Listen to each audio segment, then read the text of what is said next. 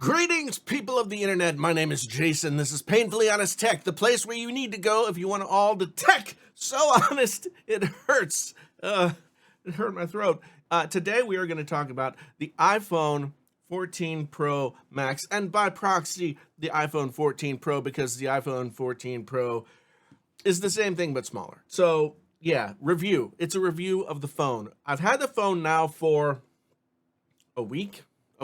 I know out there, I know that there has been, as there always is, an overabundance of positivity about this phone from certain people who usually review Apple stuff. I mean, let's be frank here. This is a business, right? Yeah, and so when you're in the business of talking about Apple things, then you tend to say nice things about Apple things. Not everybody, certainly not me, but not everybody. However, there has been a lot of nice things said, and honestly, I don't think that this particular iPhone deserves to have those nice things said about it. Not entirely. It's not. I'm not. This is not a negative review so much as it is a. I'm not necessarily mad, but I'm just disappointed. First off, the design. The best thing that I can say about the design is that it's been very consistent. I mean, this is the same design that we've had since the iPhone 11, which is not a terrible thing. I don't dislike the design. However, sometimes it's nice. It's nice every couple of years, maybe every 3 years, to give us a little bit of something new. I got the purple color. The purple color is fine. I liked it when I took it out of the box, and then it has not grown on me. It is a little too dull to really look purple. I don't even know if it looks purple in the camera light here. It looks mostly like space black or space gray or whatever they're calling it these days. So it's kind of just a little blah. And I would have liked to have something else in the design. Now, that's not to say that they didn't bring some different features in to accentuate the design. We do have, of course, the dynamic island, which is supposed to do things whenever like if you put on music or something like that, it'll show that there's music playing and you can tap it and you can interact with it. And I like that idea a lot. However, in the week that I've had this phone, the dynamic island has not necessarily been all that dynamic. It does something when I make a phone call. It does something when I'm listening to music or whatever. And honestly, I haven't seen it do anything else. Right now, it's just not all that great. I'm going to be honest. And then you have to look at the dynamic island itself. Now, we used to have the notch, and everybody complained about the notch. And now we have this dynamic island. But the problem is, the dynamic island is almost worse. Well, it is worse than the notch, because when you get into things like, okay, let's bring up a YouTube video, right? Yeah, Linus. We'll bring up Linus and we'll make him be quiet, and then we'll go full screen. And I'll just turn him. Here's Linus, full screen. Now look at that. See over there? The dynamic island is impinging upon Linus and his things that he has to say. If Apple was going to do something different than the freaking notch, they should have done what Samsung had done, move the little pill over here, or make it just the dynamic island is annoying to me.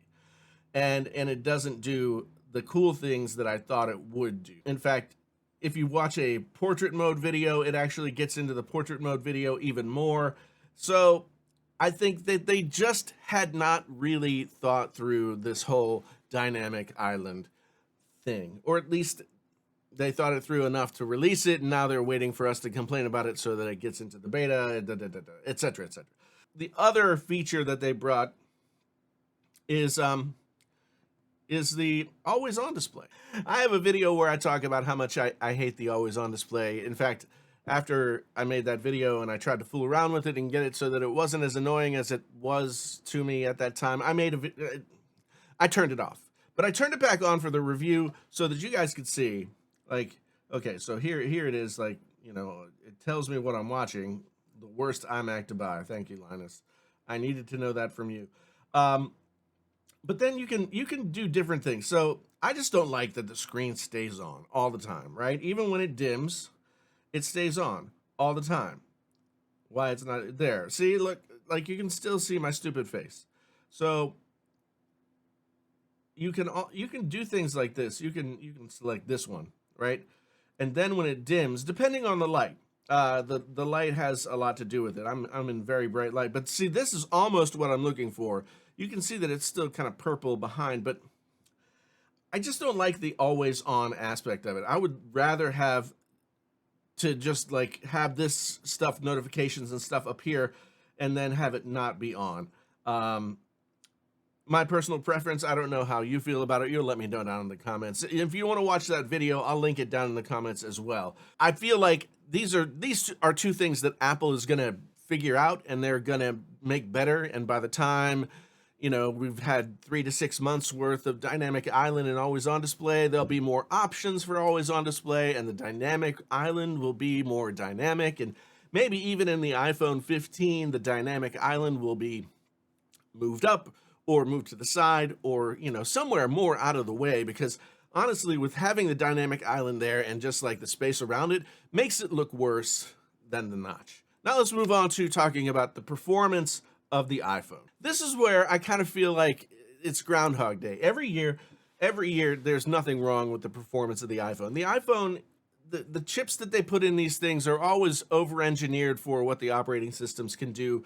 So the iPhones are good for years and years and years and years and years beyond when you buy them. So to talk about the performance of an iPhone is to say that it does everything that it's supposed to do normally without a hitch, unless there's a software problem, and those software problems generally get fixed. Performance-wise, there's not really anything to write home about. In fact, I switched from a 12 Pro Max to the iPhone 14 Pro Max, and I can't honestly tell any difference between the performance of my 12 Pro Max and this, which is both a good thing and a bad thing. Because when you're paying $1,100 to start for a Pro Max version of the iPhone, you want it to like blow you away, and it doesn't. And that's both a good thing and a bad thing. One thing I can say is that battery life on this phone has been not quite as good as the battery life on the iPhone 12 and 13 Pro Max models that I used before. I don't know if it's the screen brightness, which we'll talk about here in a second, or the always on display, or whatever it is, but it's not bad battery life. But the iPhone was like a 2-day phone the past couple of years, and I don't feel like it is this time around in this first week of usage. And I've heard the same thing from other people. So even though the battery life is worse than it was, I want to say it's probably better than just about any phone out there that you can get. Again, it's hard to criticize the iPhone because it's a good phone, but also it's hard to praise the iPhone because year in and year out, Apple doesn't really do much to change the iPhone. And after a while, as a customer who buys the iPhone every year, and I know that my usage is not typical, I want to be excited. I want to have new things happening. And it just doesn't happen with the iPhone. We get a new color, we get a couple of bells and whistles here, and then that's it. One of the bells and whistles that we get, in addition to the dynamic island and the always on display, is a much brighter screen. Now, last year they brought 120 hertz display to the iPhone Pro models, and this year they make that display twice as bright. So in bright sunlight, you can read the phone a lot better. People who go out in the sun tell me that it's wonderful, but I don't really go out in the sun all that much. So yeah. And of course, no iPhone release would be the same without improved cameras. The cameras are improved. Now we have 48 megapixels, 48 megapixel sensor, something like 35% bigger sensor than before. I took some photos with this guy, and I'll put some up on the screen here. And again, it's very good. The photos are very good. The iPhone has always taken really good photos. There are a couple of new features in here. The sensor is bigger, and every year, incrementally, the iPhone gets better. So these photos are really good photos. The video options are really good. I don't feel like it's so much better than the previous model that it makes this model a must buy. And speaking of must buy, I guess we should talk about the price. Now, on one hand, see, this is I keep saying this. On one hand, the price stayed the same. This starts at $1,100 and the Pro version starts at $1,000. And we've had $1,000 phones now since what, 2017? So I guess people are getting used to it, but Apple almost makes it difficult for anybody to justify buying their new phone when the phone that they already have is just as fast with nearly as good a camera and and only a few features lacking from one year to the next. I mean, I guess if you really like Deep Purple, um, then this is the year to go buy the iPhone. But there's nothing really about this version of the iPhone that will compel you to absolutely have to go buy this phone. And as such, again, I feel like it's faint praise. It's a great phone. 4.5 stars, half a star taken off because it's it's an iPhone, and there's no reason if you have an iPhone 12, if you have an iPhone 13, even an iPhone 11, you're gonna get the same form factor. If you have an iPhone 10, 10s, these things are supported. I think that these are supported back 6 or 7 years with new operating system and that kind of thing. So you're not really missing out on anything if you don't have the brand new iPhone.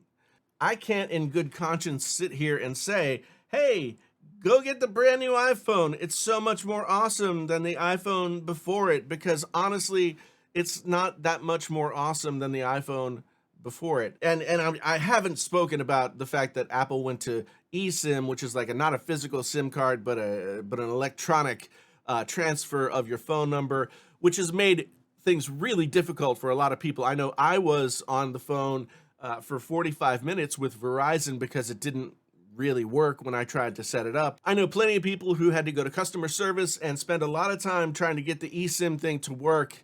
And kudos to Apple for pushing the newer version of this technology, but once again, Apple's really the only one in the US that is forcing people to do the eSIM thing. It's going to cause people a lot of issues when they go to get it figured out. In fact, that's yet another reason that I would say don't get the iPhone 14 models, because wait until the 15 and eSIM will have been in use for a little while and it will be figured out a little bit more, and you won't have to worry about the headaches that a lot of people have had to worry about since this phone came out. But I'm slagging on the iPhone, and I guess I am.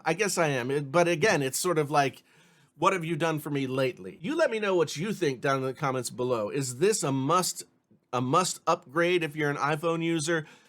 What iPhone would you have to be using if it's not a must upgrade to upgrade to it? I know that I'm going to give this one to my wife because she has a 12 Pro Max that is beaten to hell, and she needs a new phone anyway. So I'm going to give this to her and transfer the eSIM and see how that works. But otherwise, it's just kind of another iPhone in another year. Thanks so much for being here once again. My name is Jason, sometimes known as the JTL. If you want to come back and hear more opinionated BS from a guy like me, then hit that subscribe button, bell notify yourself. There'll be a lot more painfully honest tech so honest it hurts, coming your way. But until that next time, I'm out.